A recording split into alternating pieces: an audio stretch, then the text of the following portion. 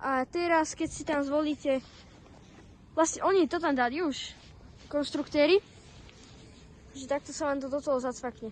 Tu vidíte motor Titan 550 21T. Tu máte primáč ďalkového ovládača. A tuto je na motor tá RDSA jednotka. Tuto máte, ako som hovoril, prípravu na nabíjak. To je plastový nárazník, áno, ale môžete si všetko kúpiť kovové. Tuto vidíte na batériu Traxa sacku, tam sa môžete si kúpiť buď originál, alebo takáto. Táto mám... To je troška lacnejšia, takže to je podľa mňa je lacnejšia, ale už záleží na vás, ako si zvolíte, či 5000 mAh, 2200, 1500, 1700. To je len táto a nejaká druhá. Ale sú, tam si zvolíš, akú chceš.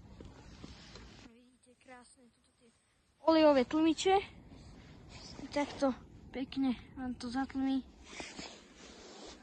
Vidíte.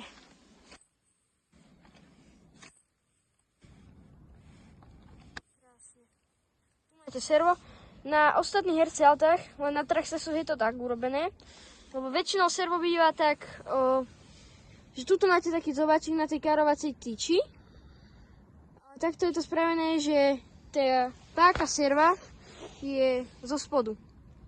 Tu vidíte, tuto keď vám svieti zelená ledka, to je tiež fajn. Tuto takto má svietiť červená, to je tiež. Tu máte káblik na... Som myslel, že to je na svetlá, keď si kúpite, alebo na navíjak, neviem teraz. Nie.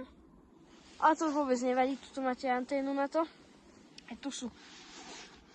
Tuto idú kábliky do serva, ako vidíte, a druhý káblik do druhej radiacej jednotky tohto auta. A čo vám poviem, veľmi dobré auto. Ešte ideme pri kamienkoch, takom štrku. No, toto je zoznamenie ako keby s tým autom. A ukáž ešte s tým ten podvozok. A potom natočíme druhé video, ako toto auto jazdí. Takže ako som hovoril, servo zo spodu veľmi dobré, zatač setič, kardany, motor. Krásne ide. Kardany.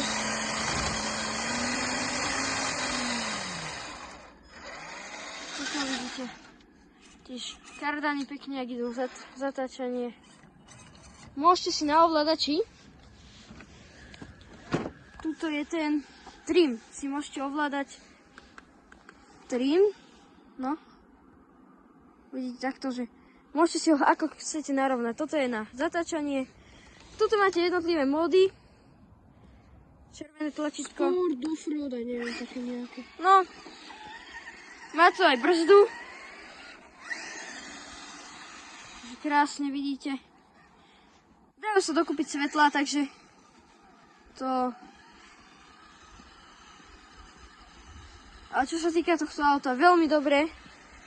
Ako som už spomínal, tá značka to je Torix 4 Traxas. To vidíte krásne. Poď teraz rýchlo. No takto stredne. Potom, keď budete pre takéto piesky alebo štrky prechádzať s týmto autom, tak musíte ísť tak v strednom plyne.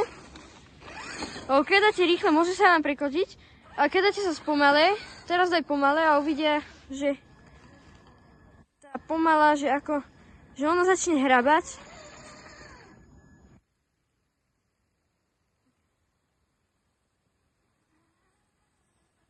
Teraz nehrabalo, ale väčšinou vám začne hrabať. Záleží od práškosti, že ako to je prašné. Keď to je mokré, ako teraz, tak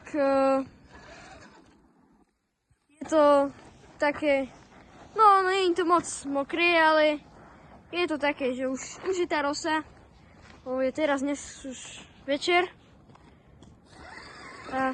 Takže takto, no. V ďalšom videu vám ukážeme, ako sa toto auto ovláda, aké veľké prekažky vie prejsť. a podobne tak tomu. Dobre, takže zdravia vás offroadery. Čaute.